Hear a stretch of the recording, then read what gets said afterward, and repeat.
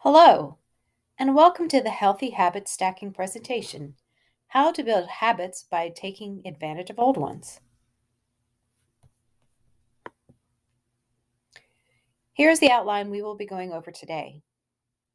The power of synaptic pruning. What is habit stacking? Examples of habit stacking. Finding the right trigger for your habit stack. The next step, and then we will discuss the Healthy Habit Stacking Challenge that will be happening in March. The power of synaptic pruning. Synapses are connections between the neurons in your brain. There's a phenomenon as we age called synaptic pruning. Basically, the idea is the brain prunes away connections between neurons that don't get used very often and builds up the connections that get used more frequently. Example, learning to play the piano. For example, if you practice playing piano for 10 years, then your brain will strengthen the connections between those neurons. The more you play, the stronger the connections become. As your brain builds stronger and faster connections between neurons, you can express your skills with more ease and expertise. It is a biological change that causes skill development. Meanwhile, someone else who has never played the piano is not strengthening those connections in their brain. As a result, the brain prunes away those unused connections and therefore uses the energy to develop other life skills. Newborn babies are born with brains that are like a blank canvas. Every possibility is there. They don't have strong neuron connections in the brain at all. Adult brains have pruned away many of their neuron connections and have developed very strong connections on their strong skill sets. You probably have strong habits and connections that you do every day. Synaptic pruning occurs with every habit you build. The more you do something, the stronger and more efficient the connection becomes. You can take advantage of these strong connections to build new habits. For example, you're probably very efficient at remembering to take a shower in the morning or to drink a cup of coffee, or to open the blinds when the sun rises, or 1,000 other daily habits that you have. How? When it comes to building new habits, use the connectedness of behavior to your advantage, your daily habits. One of the best ways to build a new habit is to identify a habit that you currently do every day and then stack that new behavior that you would like to accomplish on top of your regular habit. This is called habit stacking. There's many examples of this. For example, after I pour my cup of coffee each morning, I will meditate for 1 minute. Or, after I take off my work shoes, I will immediately change into my workout clothes. Or, after I sit down to dinner, I will say one thing I am grateful for that happened today. One we have presented on the screen is after I put on my running shoes, I will text a friend or family member to tell them where I'm running and how long it will take. These are all examples of habit stacking. You have patterns and behaviors that have strengthened over the years. By linking new habits to a habit that is already built in your brain, you're more likely to stick to that new behavior. This will help you take advantage of the natural momentum that comes from one regular behavior leading into a new behavior. So, this is why habit stacking works so well. We utilize the current habits that are already programmed into your brain. You take your current habit, link the new habit that you want to sustain, and put it together with your old habit. It'll make you more likely to stick to the new behavior or the new habit. Once you have mastered just this basic stacking, you can make the stacks larger by chaining small habits together. For example, a morning routine stack habit might be after I pour my cup of coffee, I will meditate for 60 seconds. Or an evening habit stack: after I put my dishes away, I will immediately wipe down the counter. You can add behaviors to this and make it a larger stack.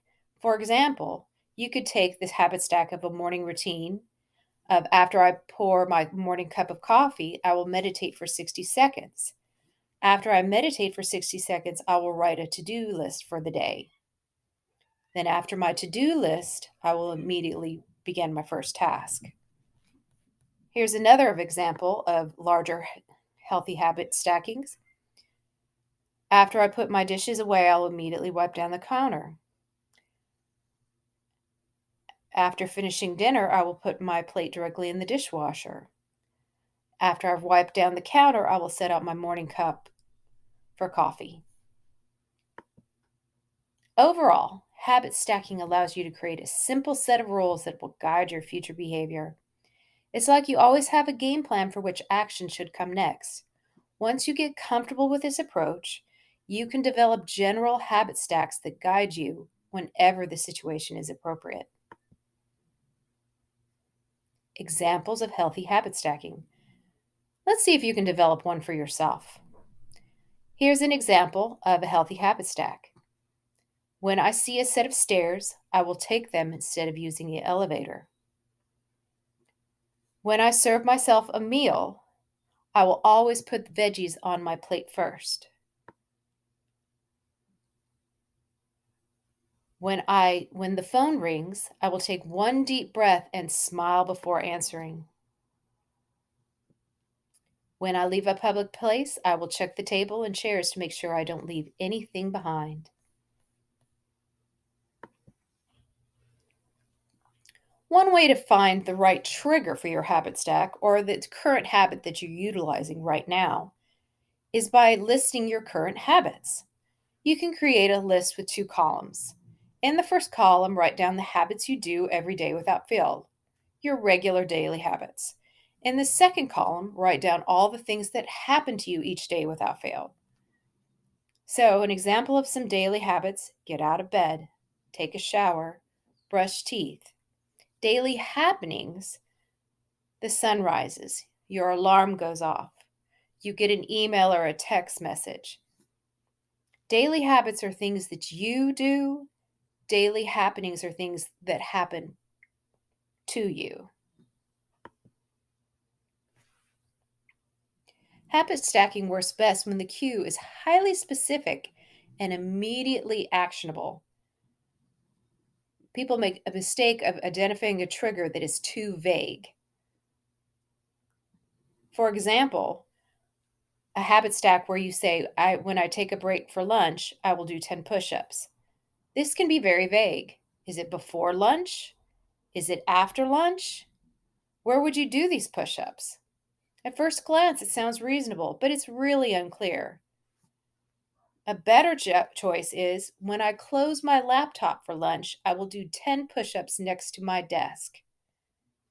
Concrete, ambiguity gone. Habits like read more or eat better are worthy causes, but far too vague. Need to be more specific. The more tightly bound your new habits are to a specific cue, the better the odds you will notice them when the time comes up. Using goals that provide instruction on how and when to act.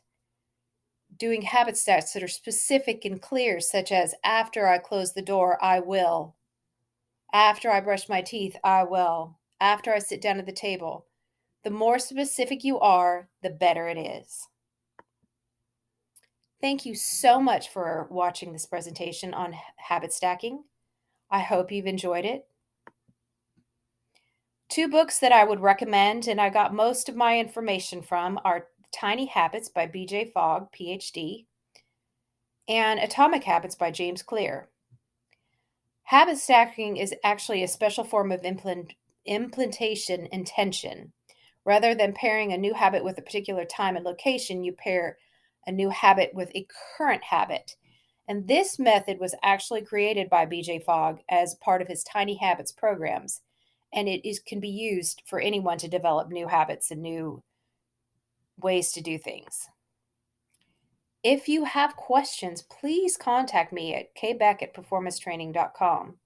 And I would love for you to join the Healthy Habit Stacking Challenge, where we will to get together and develop at least one healthy habit that you can accomplish during the month of March.